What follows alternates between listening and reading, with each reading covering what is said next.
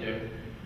My comments are called White Heat, Eugene, Genovese, and the Challenge to Southern History, 1965-1969. Although Eugene Genovese is probably best remembered today for two mammoth studies, Roll, Jordan, Roll, and the three-volume Mind of the Master Class, the latter of which he wrote with Elizabeth Fox Genovese, I would like to use the scarce amount of time allocated to me this evening to focus not on these justly famous tomes, but on Genovese's early contributions to economic history and agricultural history, most of which were made not in opulent, even a bit corpulent volumes, but in tight analytical essays, which in my view captured Genovese at its best. These essays appeared in the 60s by and large, but some date from later.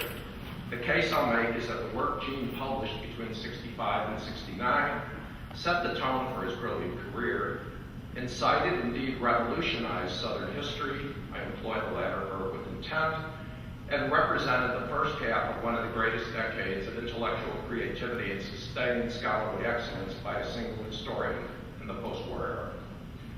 To cut to the chase, at a time when Southern agricultural history and historical studies of the economics of slavery, generally speaking, were marked by narrowness of focus, scantiness of context, grad-grind empiricism, fetishization of isolated facts, uncomplicated understanding of sources, unarticulated premises major and minor, and incognizance of, if not aversion to, theory, along comes Genovese in The Political Economy of Slavery in 1965, offering a completely different interpretive path to historical understanding, not to mention a whole new cultural style. To get some idea of the landscape at the time, one can do no better for illustrative purposes than to take a look at a volume called Writing Southern History, Essays in Historiography in honor of Fletcher M. Green, which appeared in 65, the same year as did The Political Economy of Slavery. This volume, which contained contributions by some of the finest Southernists of the day, is virtually guaranteed to put readers to sleep. But that's not news. Historiographical essays often have that effect even today. The solid professionalism of the individual pieces notwithstanding, one is struck by the parochialism of most of the essays and the aridity of both the questions being asked and the answers thereby obtained.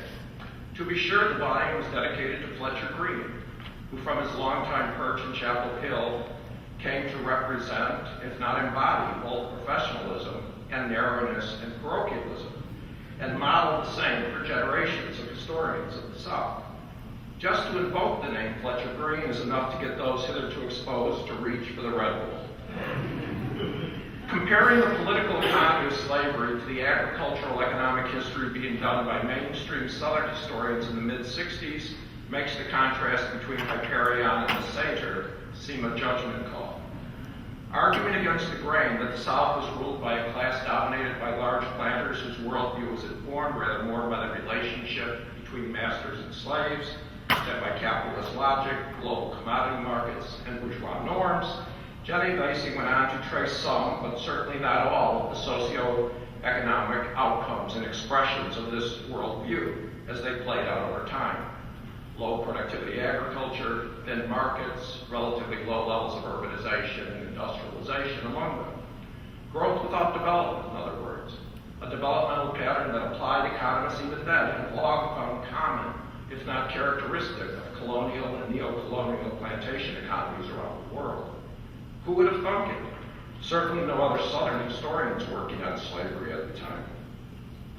What was it about the political economy of slavery that so excited me when I first encountered the book in 1971, even though I never bought the overall argument, and that conversely proved so distressing to so many dyed-in-the-wool, or better yet, washed in the blood of Southern historians?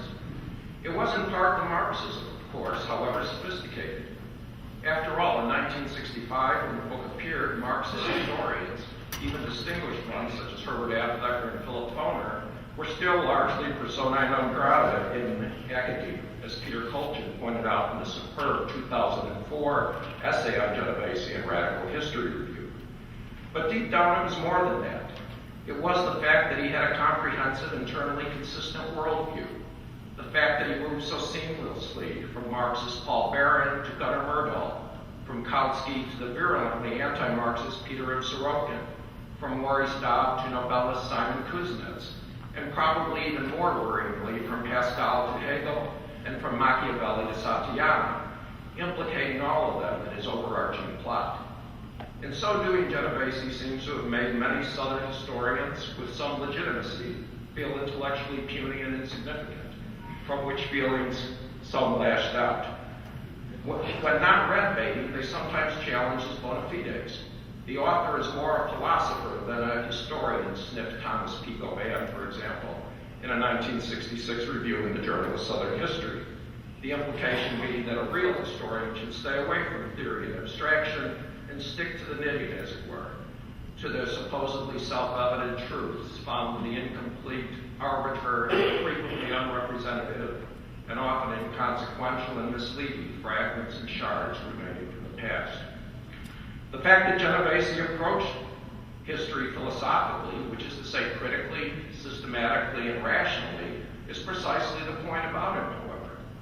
His assumption that all human societies, including that of the antebellum South, must be treated systematically, the individual parts therein being interrelated, and his correlative assumption that those individual parts should not be studied in isolation, but in terms of their interrelationships with the whole, made Genovese who he was. Such assumptions struck hard at the gatekeepers of Southern history, many of whom did not go after the political economy of slavery with the same vigor as Govan, Joe Gray Taylor, and others, but were nonetheless too timid to damn and too stingy to applaud, to use Joseph Heller's description of Alfred Kazan's critical style. The book, it is true, had some defenders, but overall the early response to it from Southerners was muted and mixed.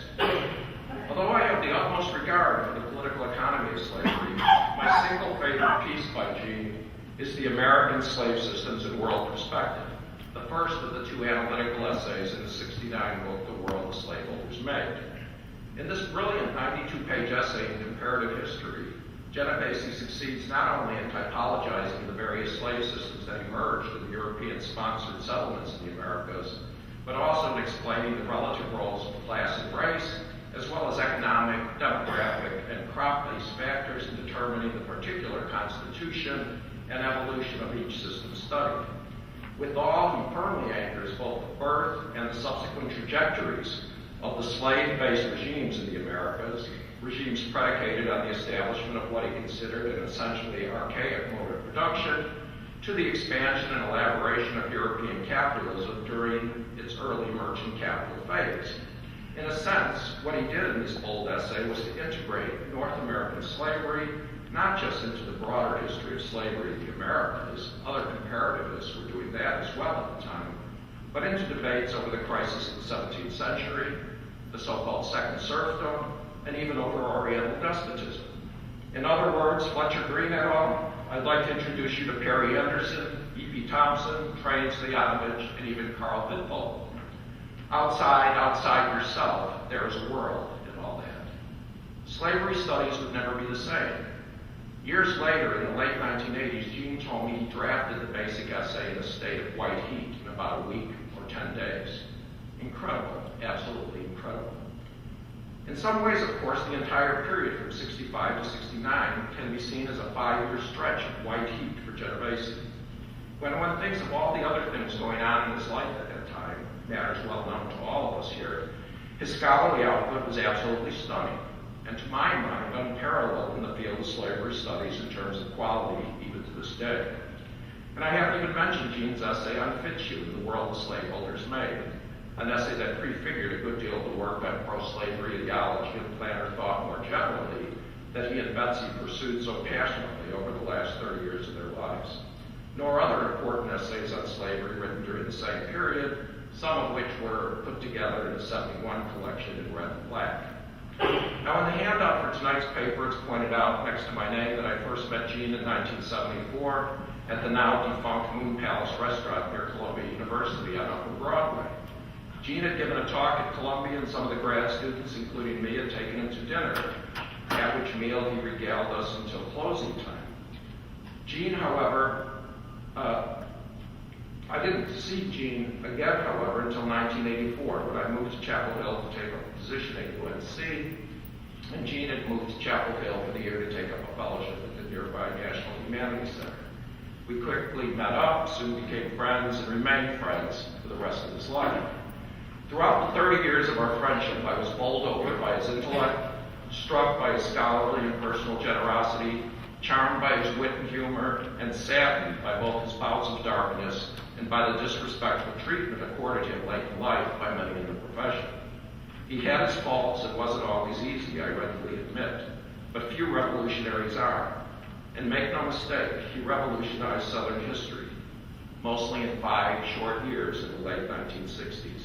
Viva la Revolution. Thank you.